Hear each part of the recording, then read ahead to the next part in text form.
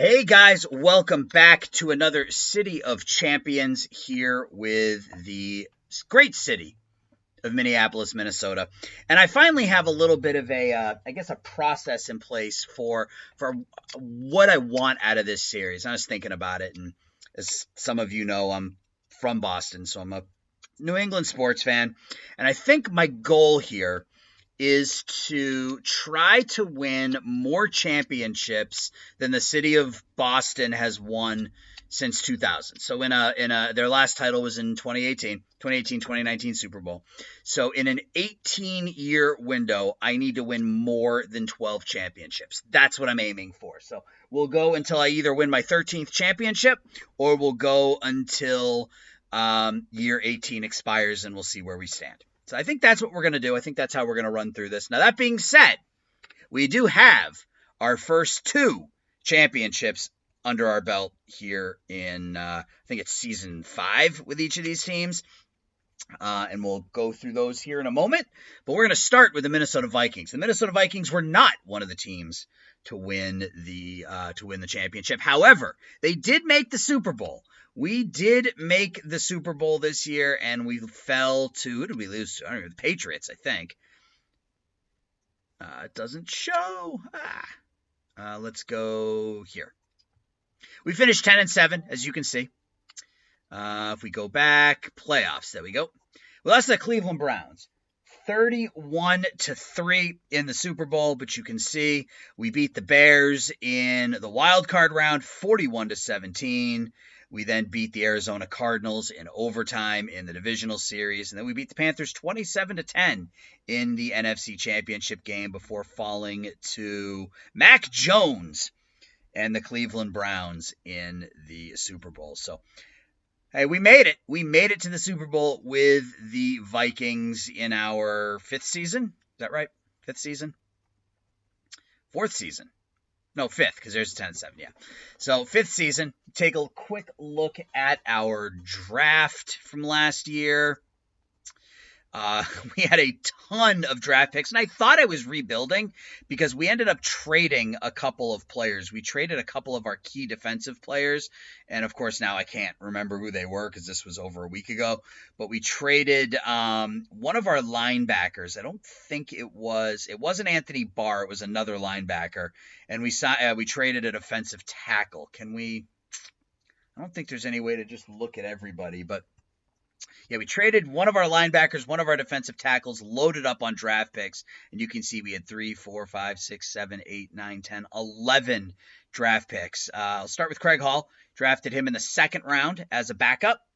Scott Johnson, 3rd round, backup offensive lineman. Kenneth Cottrell, 2nd round, another backup offensive lineman. Daryl Tran in the 5th round, didn't have a catch this year. William Nicholas.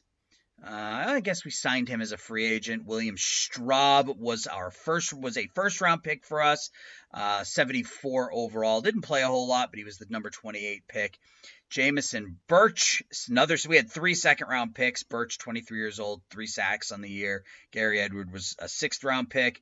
William Fullerton was our 1st-round pick, a defensive tackle, 3 sacks, number 9 overall. Taylor Robinson was a 3rd-round pick. So you can see a lot of draft picks and a lot of 70 skill in our draft as well. So it was a good draft for us, and it was a really good season. Finished 10-7, made the Super Bowl. If we look at stats, Harold Reese had a great season, 4,300 yards, 30 touchdowns, 8 picks, a 102 rating. He was fantastic. And we have him signed for the next 3 years at $11 million a year. This was his best season by far.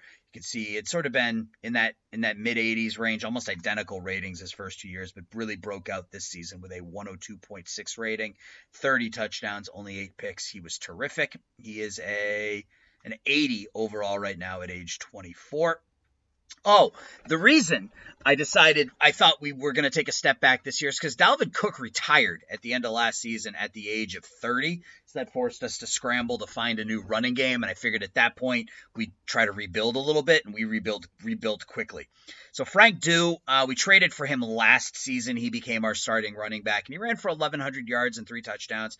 We signed DeAndre Swift to be his backup, and he was fine 4.3 yards per carry for each of them. We ran for about 1,600 yards as a team. Due with a pretty solid season as not a rookie, but as a first-time starter. Receiving, Justin Jefferson just continues to put up crazy video game numbers in a video game. 120 catches, 1,447 yards, 6 touchdowns. We signed Jonnu Smith as a free agent. We let not Dalton Keene, the other tight end, LJ Smith, or was that his name? LJ something or other. We let him walk. And we picked up Jonnu Smith, who had 87 catches for 878 yards, 7 touchdowns. We signed Deebo Samuel in training camp. He had a great year, 58 catches, 893 yards. We're probably going to let him walk because he wants a lot of money. Dalton Keene continues to play well, 53 for 421. Hugh Lewis, one of our young wide receivers, 31 catches, 340 yards, and 4 touchdowns. Hugo Adams didn't have a great year. I think his contract is up after this year too, so he may walk. But yeah, I mean, pretty good. We had our top 4, Jefferson, Smith, Samuel, and Keene, all played pretty well. Defensively, Anthony Barr led us in tackles with 105. CJ Henderson had a good year. Cameron Bynum had a really good year starting for Xavier Woods, who we let go. J.C. Horn had another good season for us. Henderson and Horn led us in interceptions. Sacks, we were led by Omar Sumner, 18 sacks in his 3rd season. He's got 40 sacks in 3 seasons. He was our first draft pick overall, and he just had a monster year for us. We signed Jason Pierre-Paul as a backup. He had 6 sacks and 10 hurries. Bynum with 5 sacks. We had a lot of sacks. Bynum with 6, Cashman with 5, Barr with 5, Tremaine Edmonds, who I believe we signed as a free agent. Yeah, we signed Tremaine Edmonds as a free agent. He had 79 tackles and 4 sacks. Joseph Cochran was a number 1 pick last year, and he had a really good year for us. Fullerton we talked about. He was our top pick. So yeah, good defensively. Forced a crap ton of turnovers. Look at all those fumbles we forced. So yeah, it was a good year for us as the Minnesota Vikings. No kick returns for touchdowns. Robert Pate was our 2nd-year punter. Christopher Van was a rookie kicker. 31 out of 37, 46 out of 44 extra points.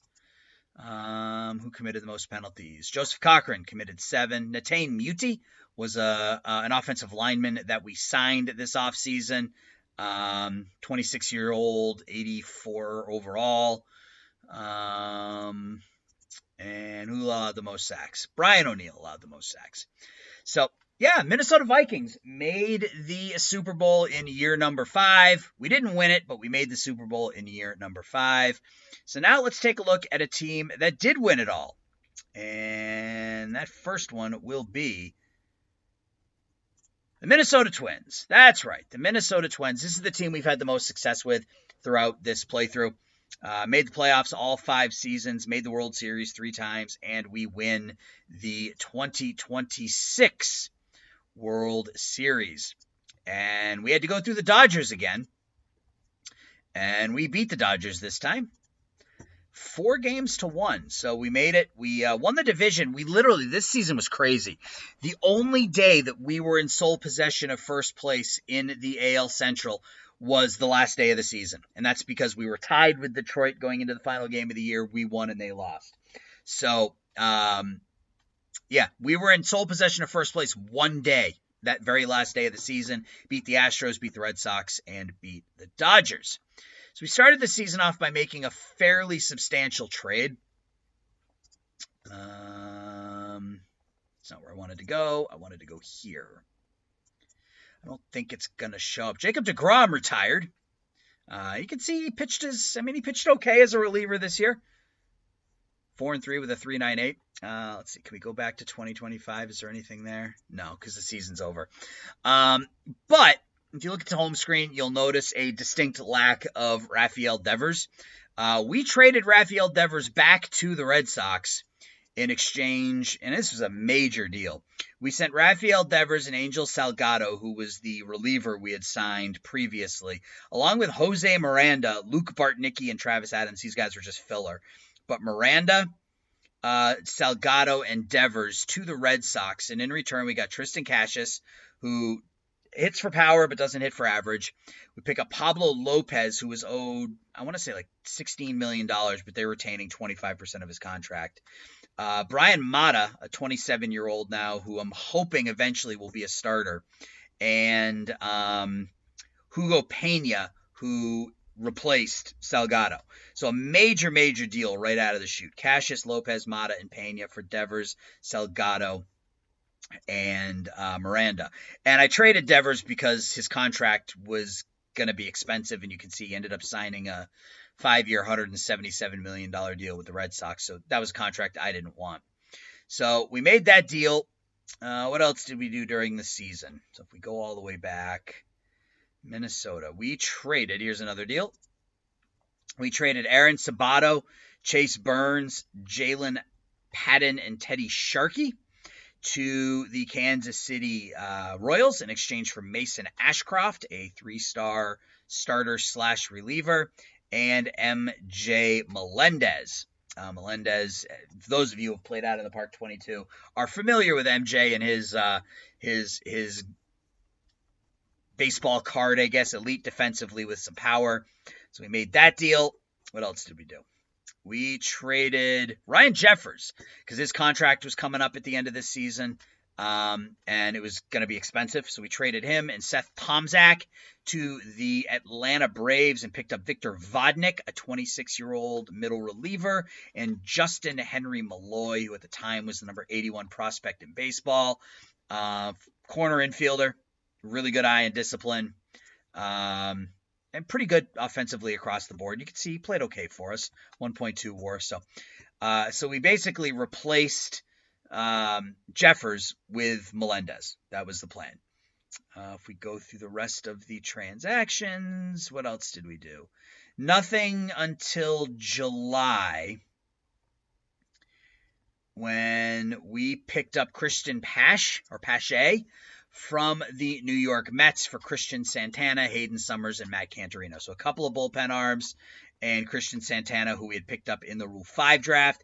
And in return, we got Pache. And we're going to use him as a backup outfielder, train him in left and right this upcoming spring training, and he will be one of the best defensive backup outfielders in baseball. So those were the moves that we made over the course of the season. And if we take a look at the team, we'll start with pitching. And again, there's no Jacob deGrom on here because he retired, but Pablo Lopez had a really good season, 14-6 with a 3.12 ERA, struck out 210 batters, 181 innings, 4.6 WAR. Kumar Rocker, only 8-10 this year after a 17-3 year the year before that. Again, with an elevated ERA as well, 3.2 WAR. Frankie Montas had a good season after a couple of down years for us. Was hurt for part of the season, but still pitched pretty well. Pena was quite good as the closer. Chase Petty was elite It was elite as a bullpen arm. He's going to be a starter next season. Austin Adams had a good season. Simeon Woods Richardson had his best season as a starter. And you can see the rest of the relievers here. Vodnik, Appleby, Mata didn't pitch particularly well. Neither did Matt Cronin. I guess I expected more out of him based on his pitching ratings, but he has not pitched well for us. Lineup-wise, our offense continues to just truck right along. Royce Lewis, another great season, 22 home runs, 93 RBIs, 5.7 WAR, great defensively. Juan Soto put up 5.5 WAR in 87 games. He was injured a lot this year. Nico Horner with another great year for us as our starting second baseman. Byron Buxton with another great season for us. We signed Eloy Jimenez as a free agent to a really modest contract, 3 years, $20 million to basically DH for us. He put up 3 WAR, 35 home runs, 103 RBIs. Terrific. Blake Hunt got some additional playing time at catcher once we moved Jeffers, and he responded. Kirilloff had probably his worst season, but still a pretty good year. 102 OPS plus, 765 OPS.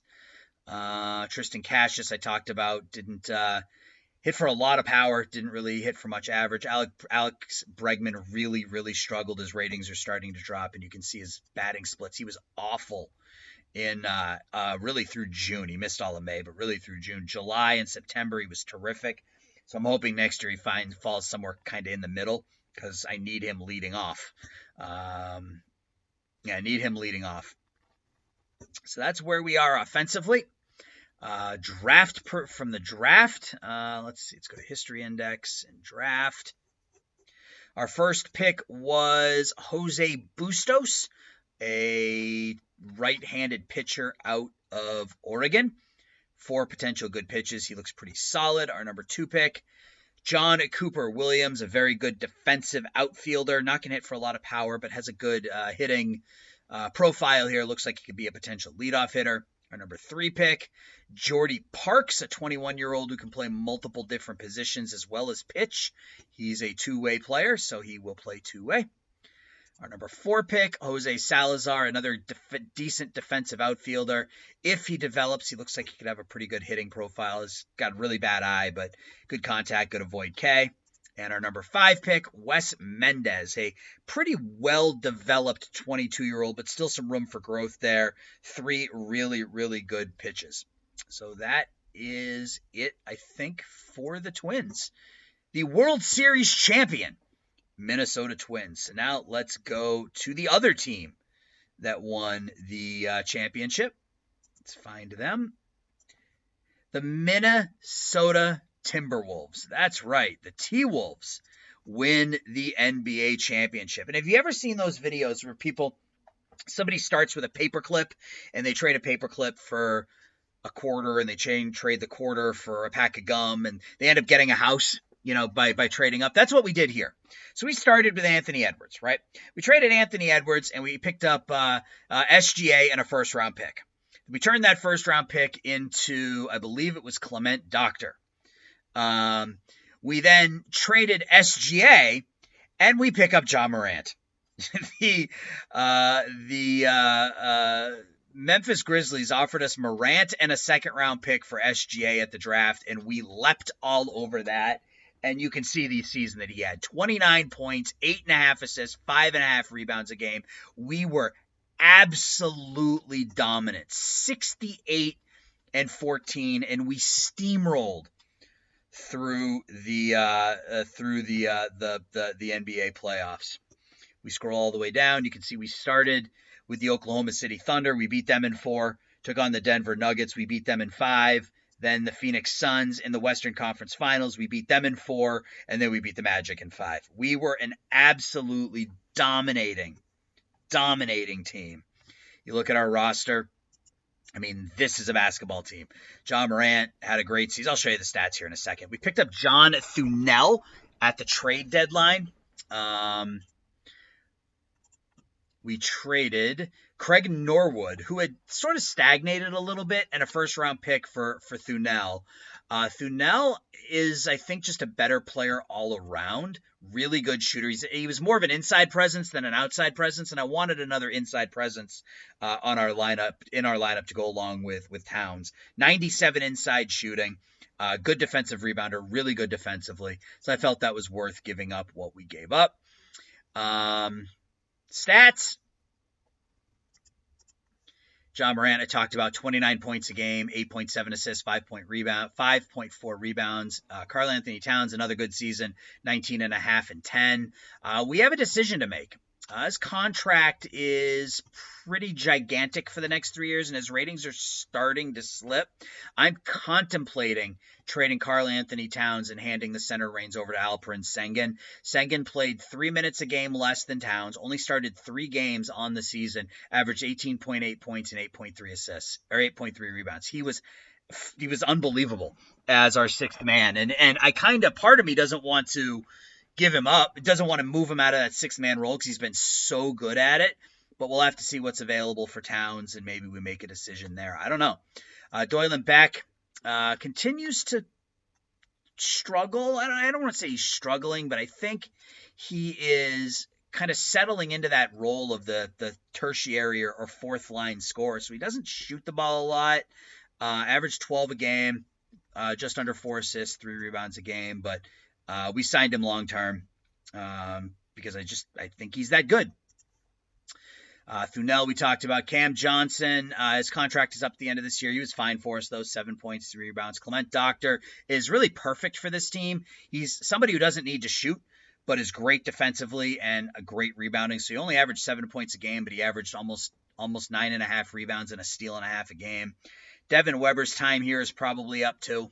He was one of our first round picks, and it's not coming along for him. So maybe a sign and trade is in the books there.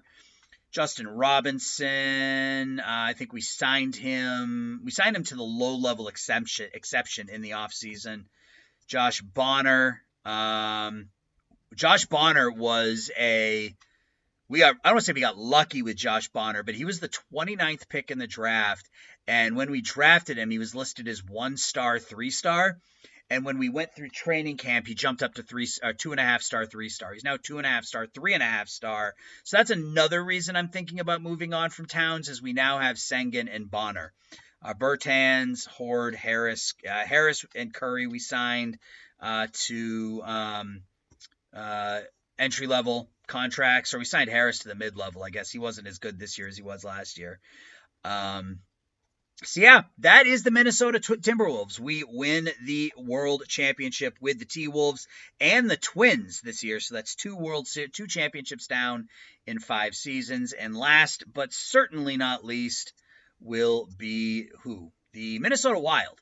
And we almost got there with the Wild as well. The Wild were the only team that didn't make the Stanley Cup Finals, and we ended up with the best record in the NHL. It was a crazy, crazy season for your Minnesota Wild. Just look at some of these ratings. So the Rangers put Artemi Panarin on the trade block, and we traded for Artemi Panarin. We traded Raphael Lavoie, Jugan, Damon Hunt, and a 4th-round pick for Artemi Panarin. Panarin's contract is up after this season, as you can see, but all he did was score 60 goals in 82 games for the Minnesota Wild. And I just want to show you guys the stats, the team stats. Our offense was an absolute, I don't know what you want to call it, but our offense was unbelievable. Oops, goals for. 4.26 goals per game for your Minnesota Wild. Just absolutely insane. If we look at the standings, the playoffs, we got knocked out in the Western Conference Finals by the Edmonton Oilers. The Senators went on to win the whole thing. But this was a great season. This was a great, great season. If we look at the team stats, we do have a major injury. Well, not anymore, but Cale Makar missed half the season with an injury. Mason Shaw missed a lot of time with injury too, but Makar was the big one. So he was out for half the season, which obviously hurt us. But point-wise, Panarin, 101 points, 60 goals, 41 assists in 82 games. Kaprizov had another great season, 84 points in 73 games. Cole Caulfield, back-to-back 30-goal seasons, 84 points in 82 games. We signed Travis Konechny to a free agent contract. That contract was, I think, 3 years. Yeah, 3 years at just over $5 million for the 29-year-old Konechny. 32 goals, 52 assists, 84 points for him. Beckman had 75 points in only 59 games, centering that top line. Campbell, our second-line center, 67 points in 73 games. We picked up Chris Letang at the trade deadline because of our defensive injuries, and he put up almost a point a game, 31 points in 35 games for Letang. Mazden Leslie, 37 points. Dawson Mercer, 36. Casper, 36. Kalen Addison, 35. And just up and down the list. We were so good offensively. Goaltending-wise,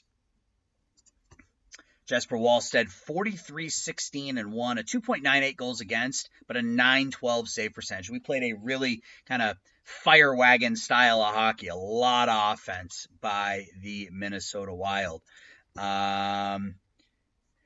Drafts, I think we went heavy defensive in this draft. So Jirasek is up. He was one of our first picks.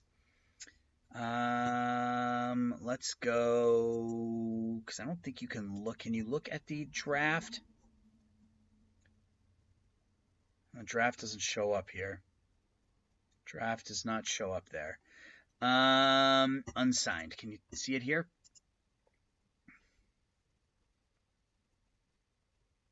Yeah, so it wasn't a particularly good draft. Our first pick was Adam Nilsson at number 25. He's a 2.5-star defenseman.